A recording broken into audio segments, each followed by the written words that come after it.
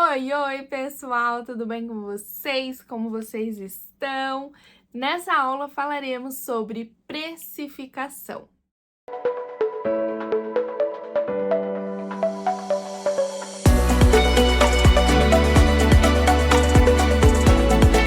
Eu recebo muitas mensagens de alunas e seguidoras que têm dificuldades em precificar o seu trabalho.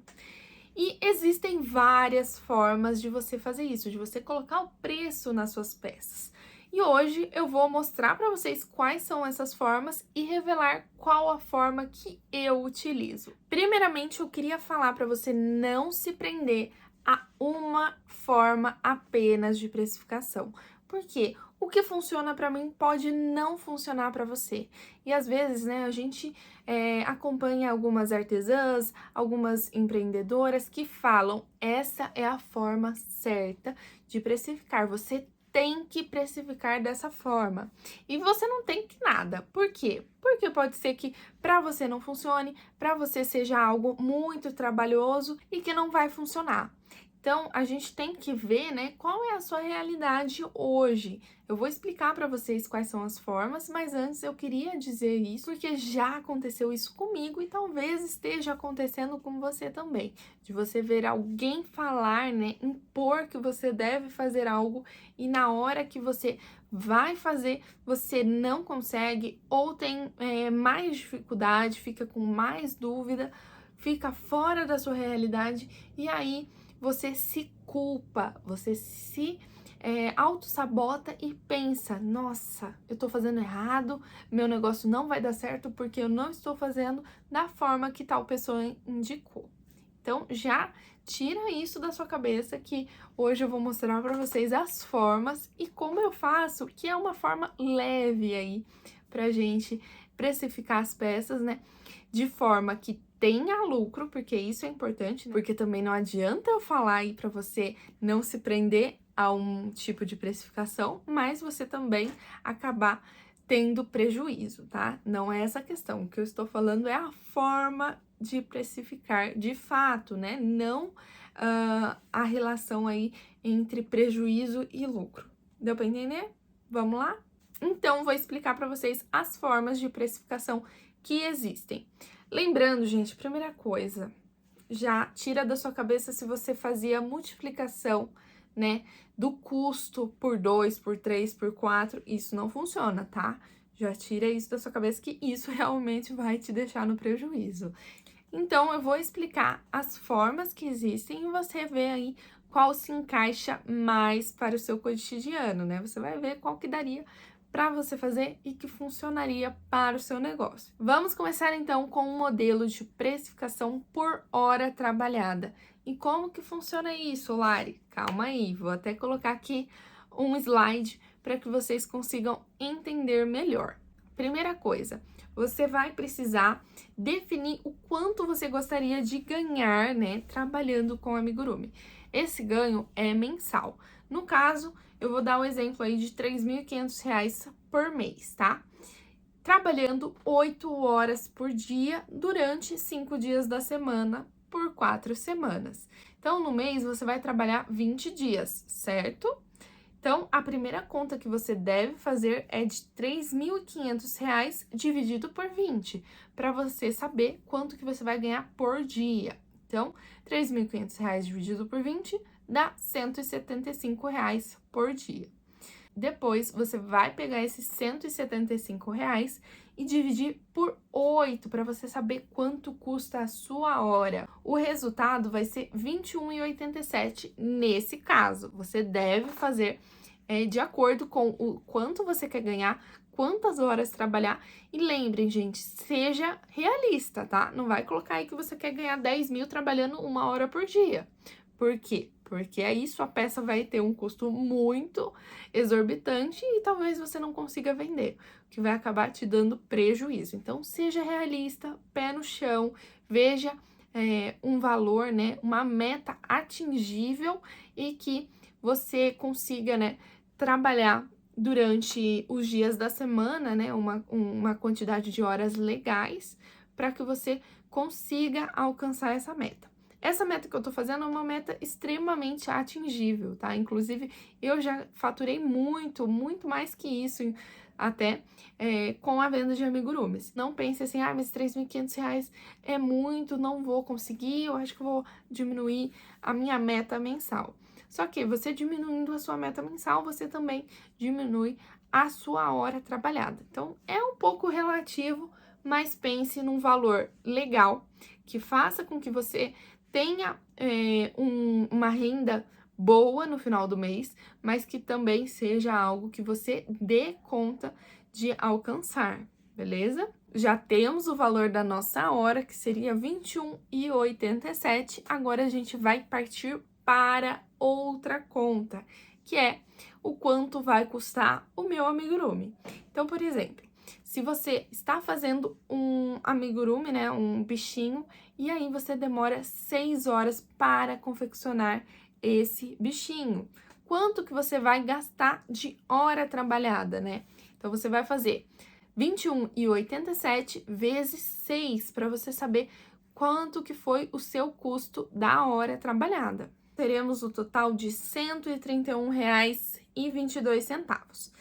Depois que você pegou esses R$ 131, não acabou por aí. Não é só essa conta que você vai fazer. Você vai ter que acrescentar também o seu custo. Por quê? Porque você não trabalhou aí sem material. Você comprou o seu material, você teve o trabalho de ir até a loja. Os materiais que seriam a linha, a agulha, o enchimento, os olhos, tudo o que você utilizou nessa peça.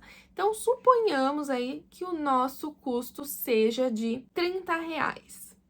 Você vai calcular R$ 131,22 mais R$ 30, que é o custo. Nisso, você vai ter um resultado aí de R$ 161,22. Agora, gente, não acabou ainda por aí. Calma aí, essa conta parece ser longa, mas quando você for fazer é muito simples, tá? Agora você vai calcular o lucro. Você tem que colocar lucro aí. Por quê? Porque senão você tá só recebendo o valor da sua hora, né? E aí você não vai ter uma gordurinha aí para poder estar investindo em mais materiais ou pagando outras contas também. E é sempre bom você colocar esse lucro na sua peça, tá? Então, você pode estar colocando 20% de lucro. Como que você vai fazer esse cálculo? Você vai lá na calculadora, vai colocar o valor, né, de R$ 161,22 mais 20%, tá? Nisso, você vai ter o total de R$ 193, tá? Porém, suponhamos que a designer colocou a sugestão de preço por 210. Ai, meu Deus, e agora? A sugestão do valor para essa peça era 210 e pelos meus cálculos deu 193. No meu caso, quando eu coloco um valor sugerido, né, quando eu crio uma peça e coloco um valor sugerido, é um valor que já foi validado por cliente, que já compraram aquela peça por aquele valor. É um valor que eu calculei de acordo com as horas que eu trabalhei. Então, é algo que vai ter uma aceitação. Não é um preço surreal. Um exemplo, né? Ai, estão cobrando aí um amigurumi, um chaveiro por R$ 500. Não é algo assim, né, exorbitante. Então, é importante você levar em consideração também o valor sugerido pela designer. Eu sempre vou indicar que você faça o cálculo e também, né, pegue o valor sugerido e compare. Você pode até colocar uma média ali. Não quero cobrar 193 porque foi o cálculo que eu fiz, e a designer cobrou 210, né, sugeriu 210, então vou ali cobrar 200. Tudo ok, você pode fazer isso também, tá? E tem uma questão muito importante também, que é a questão de recebi a encomenda e não sei quanto tempo vou levar para confeccionar. Gente, isso é algo muito preocupante, né, para quem tá precificando. Do tipo, eu aprendi com tal designer que eu tenho que cobrar pelo valor da hora, só que como que eu vou calcular se eu ainda nem fiz a peça? Eu vou fazer a peça primeiro e depois passar o orçamento para o cliente, mas e se o cliente desistir? Falar assim, não, eu achei que ficaria mais barato, não vou ficar com essa encomenda. E se acontece isso, o que a gente faz? Por isso que eu falei para vocês que tem o valor sugerido. Eu sempre recomendo que, pelo menos na primeira encomenda que você fizer, você utilize o valor sugerido pela designer. E aí, eu levei muito mais tempo do que o proposto, né? Do que outras pessoas, por quê? Umas pessoas vão fazer mais rápido, outras vão demorar mais. Então, se você demorou mais tempo, você pode aumentar o valor também, porque você, querendo ou não, teve um trabalho a mais aí para confeccionar. E aí, você vai tirando uma média de qual valor colocar naquela peça em específico. Outra coisa muito importante que vocês devem levar em consideração é: faço crochê em horários específicos, só consigo trabalhar no meu intervalo do trabalho se você trabalha fora, ou eu tenho filho, cuido da casa, eu não consigo parar para cronometrar o meu trabalho.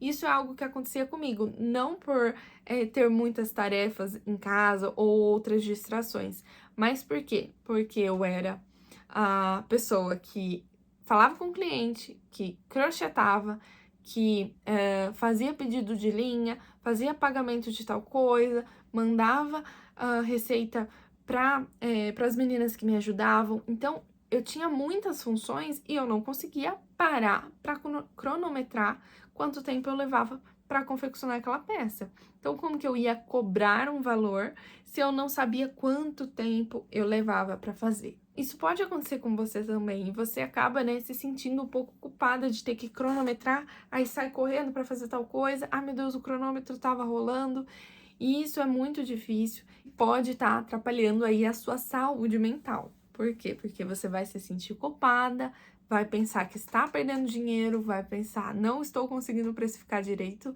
e isso acaba influenciando aí no seu trabalho, tá? Então, não fique chateada se você não conseguir cronometrar. O que eu te indico é que você teste colocar o valor sugerido pela sua designer, pela sua professora, a pessoa que fez a receita. Ou também uma outra forma é você comparar preços. Mas, gente, tomem muito cuidado com isso, tá? Por quê? Porque tem pessoas que precificam errado, por isso que eu estou falando aqui para vocês como fazer uma precificação corretamente, tá? Mas conforme você vai tendo mais experiências, você pode pesquisar quanto outras artesãs estão cobrando pelo mesmo trabalho que você. Lógico que, como eu falei, você tem que levar em consideração se aquela pessoa está precificando corretamente, tá?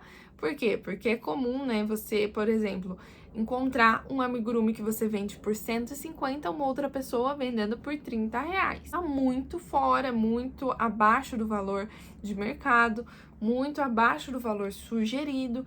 Então, não dá para você tirar uma média, tá? Mas é legal que você faça uma pesquisa de mercado também para saber, né, o quanto as pessoas estão vendendo, se o trabalho da pessoa equivale ao valor também, né?